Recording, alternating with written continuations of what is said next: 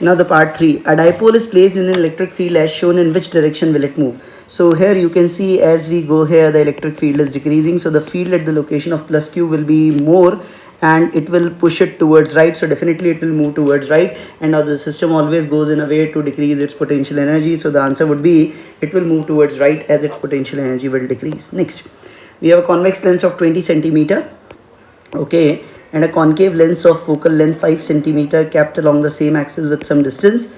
If a parallel beam of light falls on A and leaves B also as a parallel beam, okay, so this is leaving as a parallel beam, it clearly suggests the image formed, the focus of the both must be same. So that means this D should be equals to the magnitude of F1 plus magnitude of F2. So okay, wait a minute, it won't be like this because it's a convex lens. So don't do this mistake. It clearly means that for making it to the infinity, it should fall like this. Here should be the focus. Here should be the focus so that it can go like this. So the D would be effectively subtraction of the focal length of the two. So that would be 20 minus 5. That would be 15 centimeter, not 25. So just remember this, that 25 would be when both would be convex lenses. Next, the escape velocity from the Earth's surface is v. The escape velocity from the surface of another planet having a radius 4 times that of Earth and same mass density.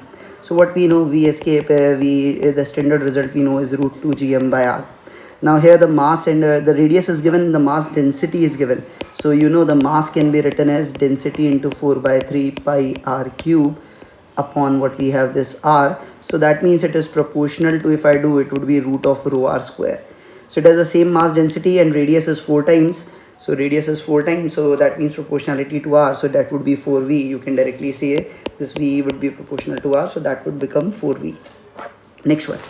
EM wave of wavelength lambda is incident on a photosensitive surface of negligible work function. If m masses of a photoelectron emitted from the surface has d Broglie wavelength lambda d, then okay, so lambda is incident on a photosensitive surface. If m masses of photoelectron emitted, then the d Broglie wavelength would be, okay, so what we have, this hc by lambda, I can take it in the limiting case.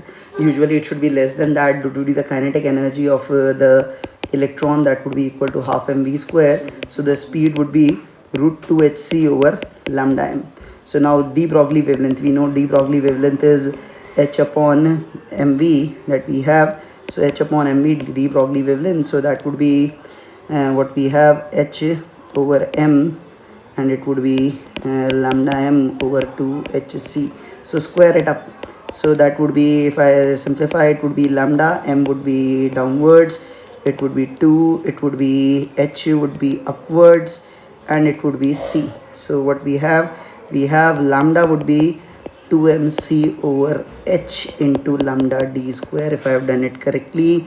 So just let me be sure of that. So I think something is matching up. Yes, the option 4 is matching up. Next, lens of large focal length, large aperture is best suited as an objective and astronomical telescope because it has a large area of the objective, ensures better light gathering ability plus a better resolution.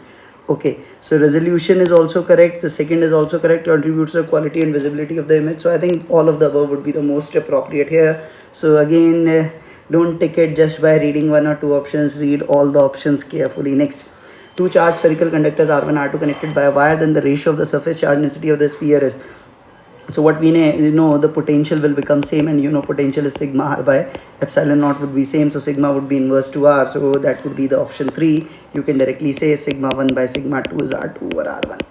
Next one. For a plane EM wave propagating in the x direction, which one of the following combination gives the correct possible directions for E and magnetic field? Okay, so the field is along x, so we know the direction should be given by E cross B. So E cross B must point in the I cap, and they should be perpendicular to I cap. So all are perpendicular. So let me check here. Both are parallel, so that not possible. Both are parallel, not possible. Here they are perpendicular for. Here they are perpendicular. Here they are not perpendicular. Here they are opposite. So I think there's only one option that is matching up. If you do just simply by checking the dot product too. Let me show you again. It would be, let's say the dot product would be 2, here the dot product would be 2, here the dot product would be 0, here the dot product would be -2. So only one option is matching. And for your conformity, let me do that cross product also, and that's no issue. So j cross k, you know, is equals to I cap. K cross J, you know, is minus I cap, so that would again be become plus I cap. So I cap plus I cap, so it is pointing along the I cap, so no issue in that.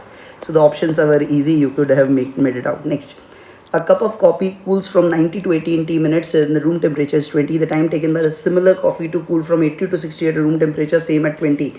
So definitely this time would be definitely double of that, that is for sure. So it would be greater than 2t. So it would be greater than 2t. This is not possible, this is not possible, this is not possible. So you can directly take the option 3. So yeah, I'm going with that. No point in solving. Is the equivalent capacitance of the combination is, here you can see this is short circuited, so it doesn't mean. So it would be what we have.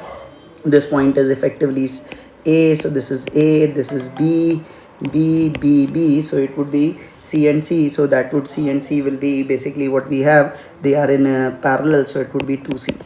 So we'll go with option 3. Next, if F, A, T are chosen as the fundamental physical quantities, then the dimension of energy is going to be, so force, acceleration and time.